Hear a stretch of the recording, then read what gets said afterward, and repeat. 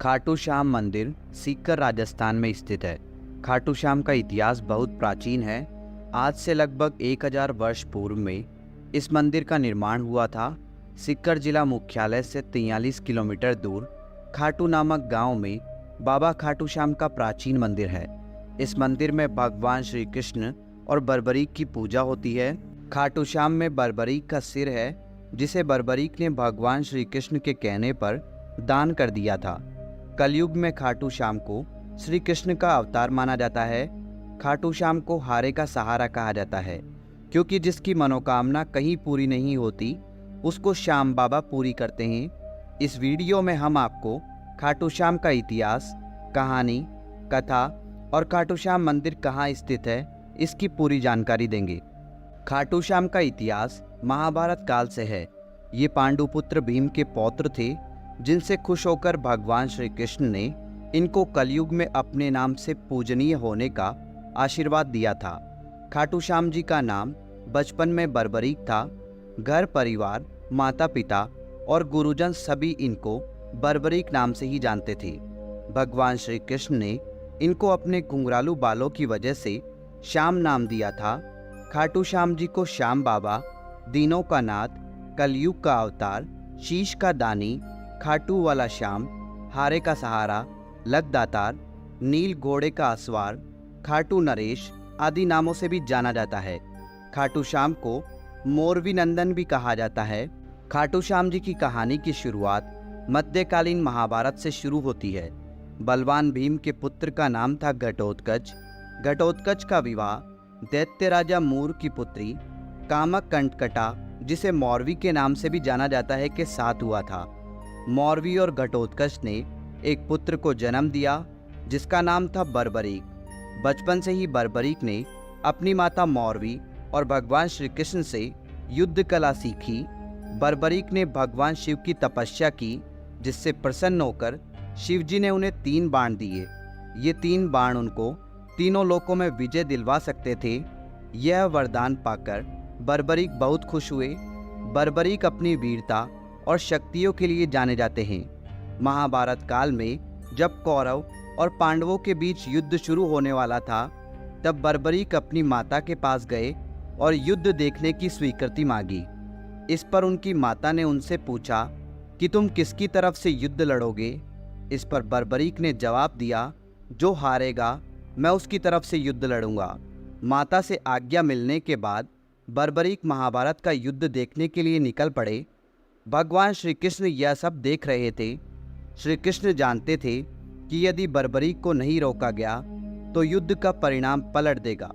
रास्ते में जाते हुए बर्बरीक को श्री कृष्ण ने ब्राह्मण का रूप धारण करके रोका और पूछा, हे बालक, तुम अकेले यह 3 बाण लेकर कहाँ जा रहे हो?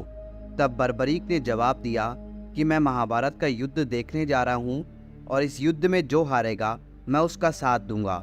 उपहास पूर्वक श्री कृष्ण ने कहा, सिर्फ 3 बाण के सहारे युद्ध लड़ने जा रहे हो? इनसे तो 3 सैनिक भी नहीं मरेंगे। यह सुनकर बर्बरीक बोल पड़े, हे ब्राह्मण, यह कोई साधारण बाण नहीं है। यह बाण मेरे आराध्य महाप्रभु शिवजी ने मुझे दिए हैं। 3 बाण तो क्या, सिर्फ एक बाण एक पल में युद्ध को खत्म कर देगा। हालांकि यह बात श्री कृष्ण पहले से जानते थे। बर्बरीक को रोकने के लिए श्री कृष्ण ने उनकी परीक्षा ली। श्री कृष्ण ने कहा, हे बालक, इस पीपल के पेड़ के पत्तों को भेद कर दिखाओ। तभी बर्बरीक ने एक बाण निकाला और अपने आराध्य का ध्यान करते हुए बाण छोड़ा, जो पीपल के पेड़ के सभी पत्तों को भेदता हुआ निकल गया। बर्बरीक ने ब्राह्मण से पूछा, आप कौन हो और मुझसे क्या चाहते हो? इस पर उस ब्राह्मण ने जवाब दिया कि मुझे दान चाहिए, क्या तुम दे सकते हो? बर्बरीक ने कहा, मांगो, आपको क्या चाहिए? तब ब्राह्मण ने उनका शीश दान में मांग लिया। यह सुनते ही बर्बरीक समझ गया कि यह कोई साधारण आदमी नहीं है।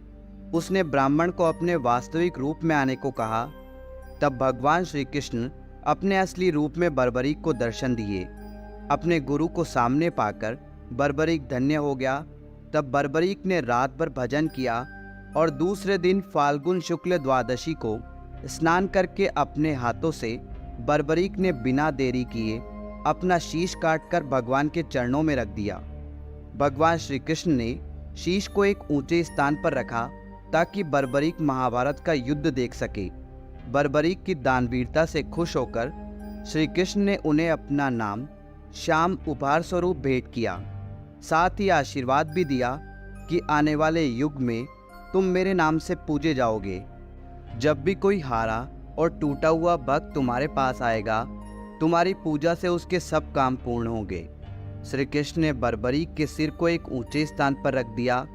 आज विश्वविख्यात खाटू श्याम मंदिर उसी स्थान पर बना हुआ है जहां पर उनका कटा हुआ सिर रखा गया था। तो यह है खाटू श्याम जी की बेहद अद्भुत कहानी। खाटू श्याम का महत्व कलयुग के साथ साथ बढ़ेगा, क्योंकि भगवान श्री कृष्ण ने इनको आशीर्वाद दिया था कि जैसे जैसे कलयुग बढ़ेगा तुम्हारा यश और लोगों की आस्था बढ़ेगी। आज बाबा खाटू श्याम हारे का सहारा बनकर भक्तों के काम कर रहे हैं और उनके दुख दर्द का हरण कर रहे हैं। खाटू श्याम का महत्व इसलिए भी बढ़ जाता है कि इन्हें कलयुग का भगवान माना जाता है। आस्थावान लोगों के हर काम होते हैं और ऐसा कहा जाता है कि जो व्यक्ति अपने जीवन में अपने दुखों और कष्टों से घिरा हुआ है, अपने जीवन में हार मान चुका है, उसे एक बार अवश्य खाटू श्याम जी की शरण में जाना चाहिए।